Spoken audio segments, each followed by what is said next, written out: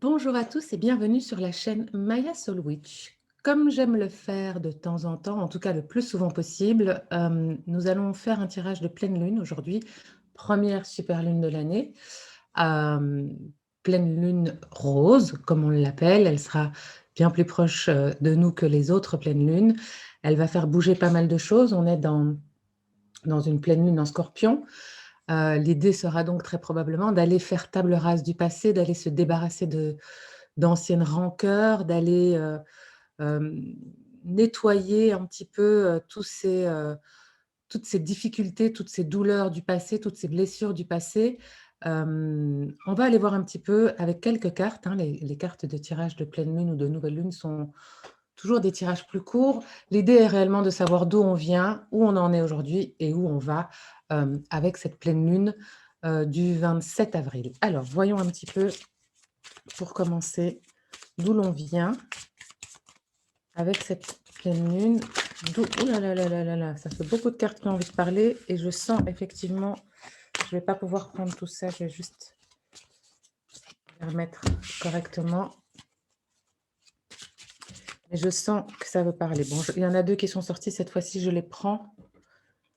Et je vois qu'en dos de deck, on a le 6 d'épée, donc on est exactement sur ce que je viens de dire, c'est-à-dire que l'idée va être véritablement d'avancer en laissant derrière soi ce qui ne nous nourrit plus, ce qui ne nous anime plus, ce qui nous maintient dans nos blessures, dans nos douleurs, dans nos croyances,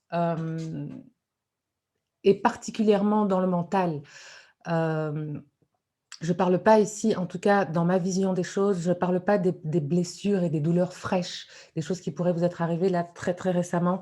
Je parle des choses qu'on maintient euh, vivants, qu'on maintient douloureux dans le mental, les choses qu'on ressasse, les scénarios qu'on vit et qu'on revit, toutes ces choses qui sont finalement maintenues par nous, par nous. Euh, Donc ça, c'était le dos de deck. J'en parle pas toujours, mais là, il était tellement flagrant par rapport à ce que je venais de dire en commençant ce tirage que c'était intéressant d'en parler. Alors, deux cartes, deux arcanes majeures qui sont tombées quand même. La justice et l'empereur. Et je pense qu'effectivement, là encore, on se rapproche de ce qu'on vient de dire. Euh, avec la justice, on est vraiment sur une recherche d'équilibre. Tout ce qui nous maintient ou tout ce que nous gardons nous-mêmes en vie et qui nous rattache aux douleurs du passé, nous déséquilibre, très clairement. Et que ce soit la justice ou que ce soit l'empereur, on est sur deux cartes d'équilibre. Donc c'est vraiment, on vient pour moi d'un véritable déséquilibre et je pense que ça fait un moment que d'une manière ou d'une autre, on cherche à rétablir cet équilibre. C'est un équilibre qu'on peut chercher à rétablir dans notre quotidien, dans notre vie concrète, palpable, visible, en tentant peut-être d'une manière ou d'une autre d'apporter des changements dans nos vies. Alors ça peut être des changements au niveau relationnel, ça peut être des changements au niveau sentimental, ça peut être des changements au niveau professionnel. J'ai l'impression que beaucoup d'entre vous, si vous tombez sur ce tirage aujourd'hui, et quel que soit le moment où vous tombiez sur ce tirage, d'ici la pleine lune et même dans les quelques jours qui la suivront, euh, vous êtes de ceux qui, ces derniers temps, ont compris, ont compris, ont ressenti qu'il y avait des changements à faire. Vous êtes comment je vais dire ça?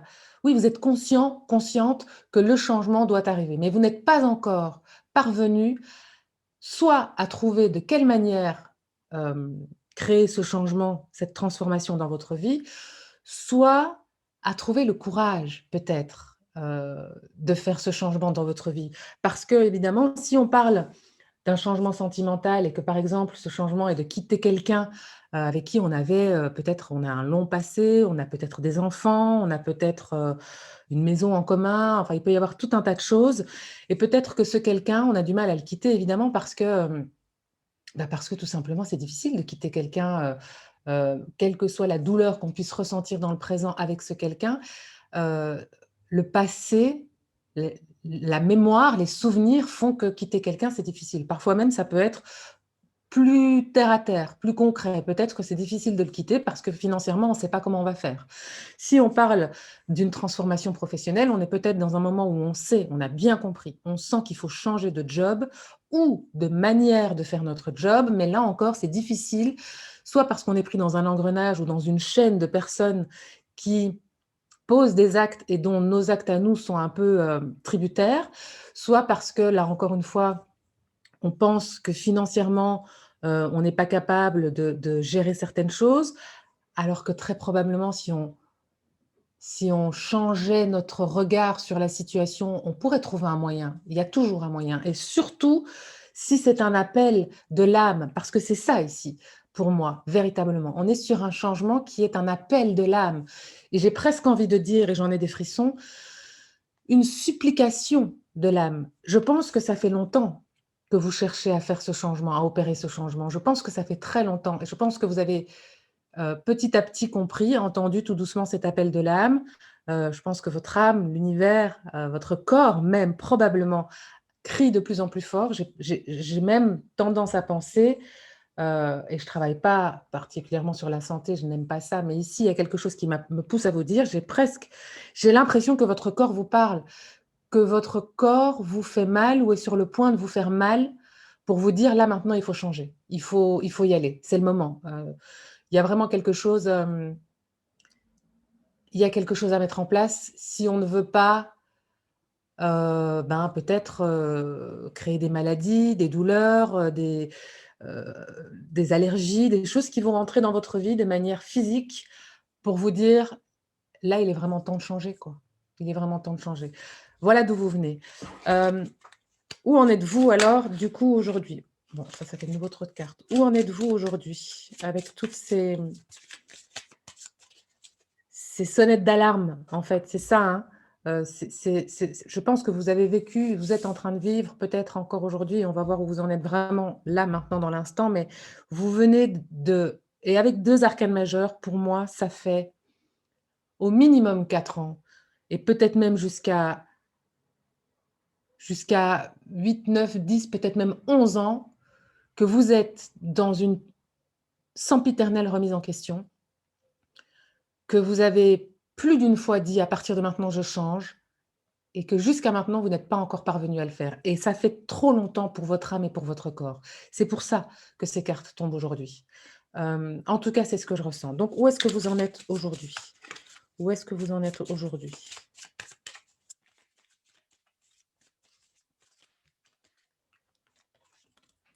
Princesse de coupe, magnifique.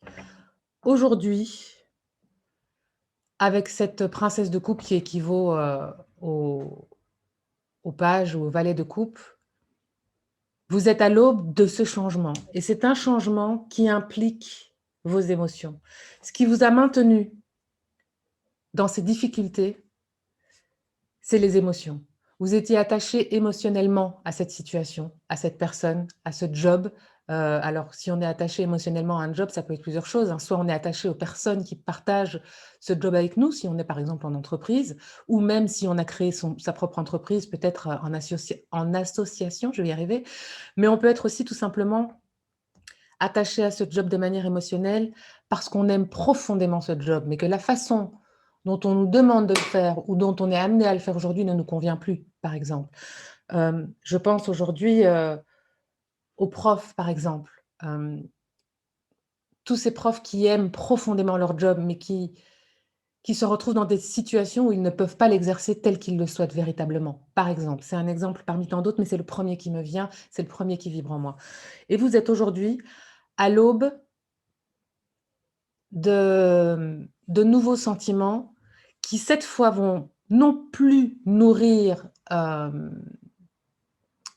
la douleur et la tristesse et la frustration que vous aviez jusqu'à aujourd'hui, mais qui vont tout d'un coup commencer à nourrir un nouvel état d'esprit, vont nourrir de nouvelles décisions, vont nourrir, c'est-à-dire que vous allez pouvoir, il y a une nouvelle façon de ressentir vos émotions qui va vous permettre non plus, comme je disais, d'être retenu par votre passé, mais plutôt d'aller de l'avant. Voilà ce que nous dit cette princesse de coupe.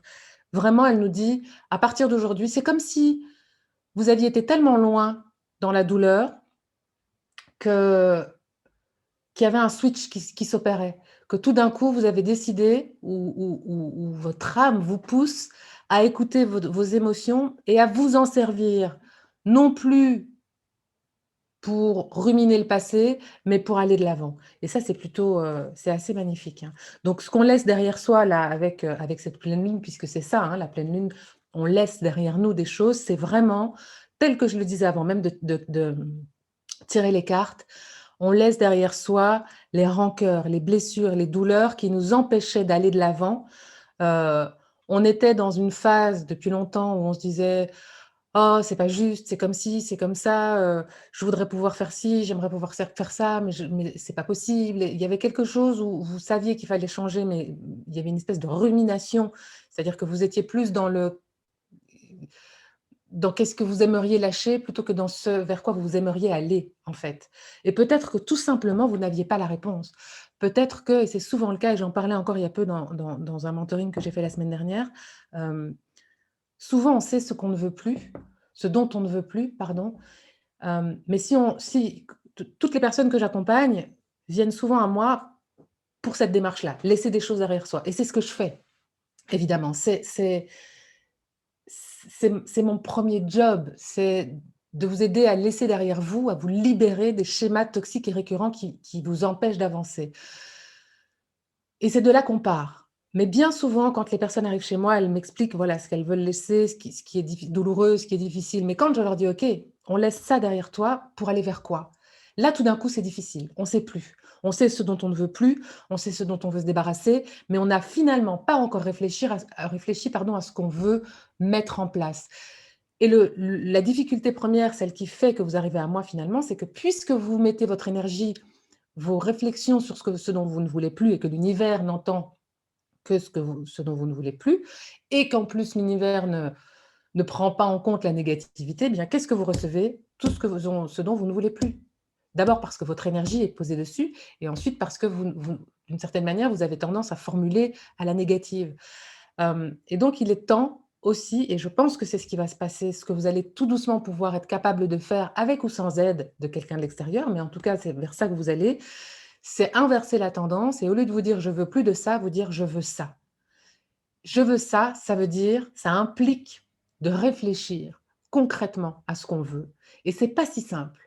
C'est pas si simple de pouvoir verbaliser, mettre des mots et donc émettre la bonne vibration, sur ce que l'on veut et non plus sur ce que l'on ne veut plus. OK, je bois un coup et on avance. Vers quoi on va, du coup? Qu'est-ce qu'elle va nous apporter cette pleine lune? Qu'est-ce que ça va nous apporter de laisser derrière nous certaines choses, de comprendre comment laisser certaines choses derrière nous, puisque c'est ça qui va se passer. D'utiliser maintenant nos émotions non plus pour le regret et la rancœur, mais pour avancer. Qu'est-ce que ça nous apporte? On a 2 cartes. OK. Alors, qu'est-ce que ça va nous apporter? La grande prêtresse et le 2 d'épée. C'est intéressant. C'est vraiment intéressant. La grande prêtresse, c'est tout ce qu'il y a en termes de connaissances qui sont cachées en vous, dans ce tirage. C'est exactement comme ça que je le ressens.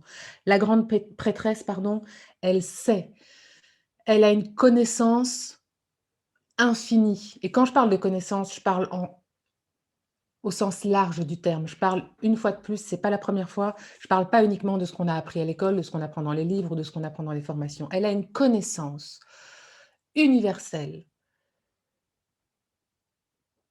profonde, et dont elle ne parle pas.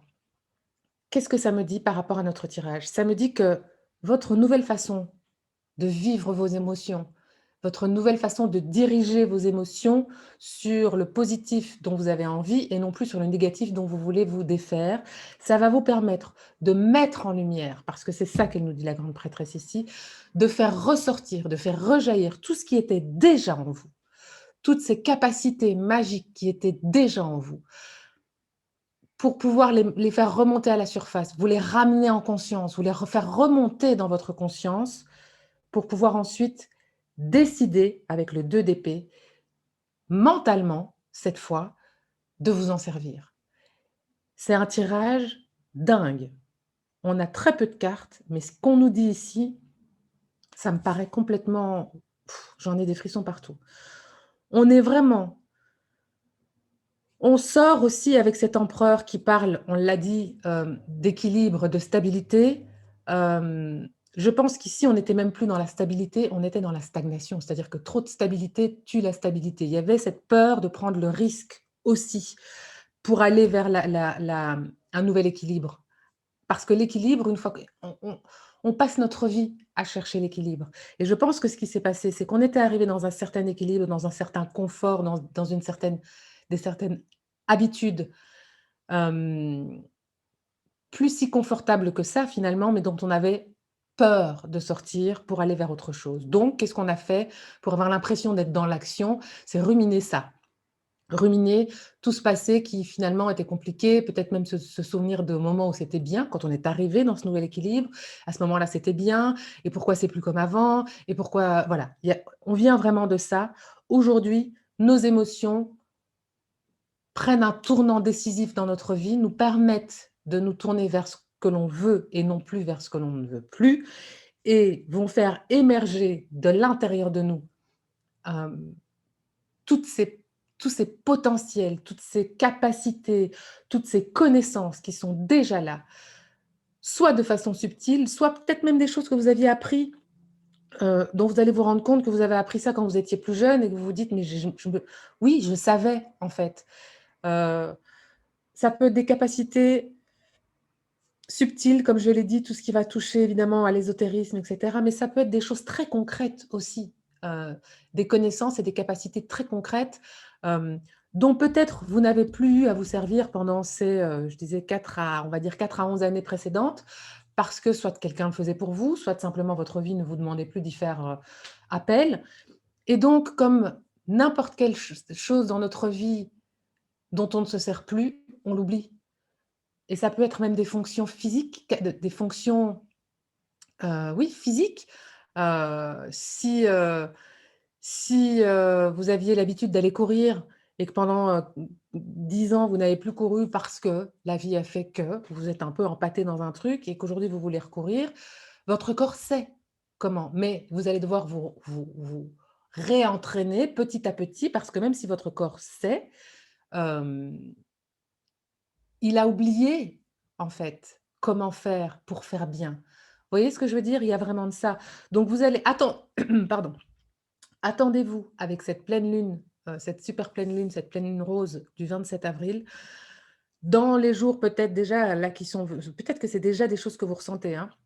Sinon ça va arriver là dans les jours qui arrivent. Attendez-vous à avoir des souvenirs qui vont remonter. Des souvenirs, je ne parle pas de souvenirs, en termes d'histoire. Je parle de souvenirs presque physiques, des souvenirs de capacité, de potentiel, hem, que vous allez être capable de remettre en place très vite parce qu'ils sont déjà là en vous, à l'intérieur de vous et parce que vous allez décider, prendre la décision ferme d'aller vers d'accepter ces souvenirs, d'accepter ces bribes de connaissances qui vont émerger et que vous allez accepter de les mettre en place et de voir de quelle manière vous allez enfin pouvoir sortir de cette stagnation difficile, douloureuse, même si vous aviez l'impression que c'est ce qu'on appelle cette zone de confort, celle dans laquelle, même si on n'est pas bien, on pense qu'on pourrait y être mieux que enfin, on ne sait pas ce qu'il y a derrière, donc on se dit: «Bon, autant rester dans quelque chose qu'on connaît».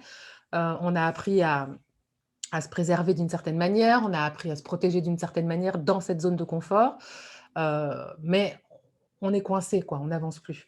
Donc une pleine lune qui va vraiment réveiller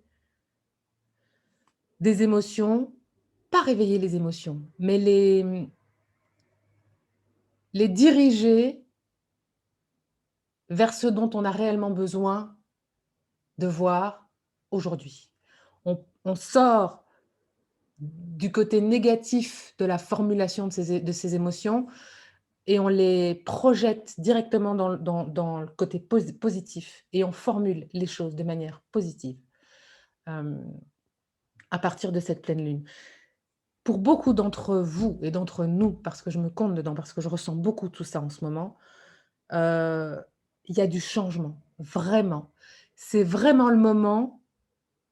Je pense que beaucoup d'entre vous aussi vont prendre conscience de toutes ces capacités un peu intuitives, un peu subtiles, un peu sensibles qui sont en elles, en eux et en elles, et vont avoir envie tout d'un coup ou tout doucement ou en tout cas vont avoir envie de les exploiter. Et quand je dis de les exploiter, je veux dire par là de s'en servir, pas forcément de manière professionnelle, même si pour certains ce sera le cas, mais en tout cas, vous allez avoir envie de mettre tout ça en place dans votre vie, de vous servir de vos ressentis, de votre capacité à vous servir de vos intuitions, de votre âme et de l'appel de votre corps pour faire vos choix dans votre vie, pour faire remonter ces choix à votre conscience et ensuite, si nécessaire, trancher avec le mental, mais vos émotions seront en première ligne. Le mental ne viendra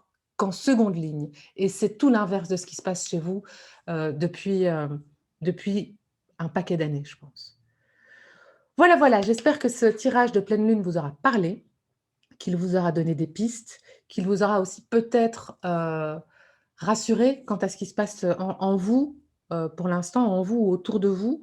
Heu, je reviens à vous le plus vite possible pour un prochain tirage et entre temps, je vous fais un tas de bisous. Ciao, ciao.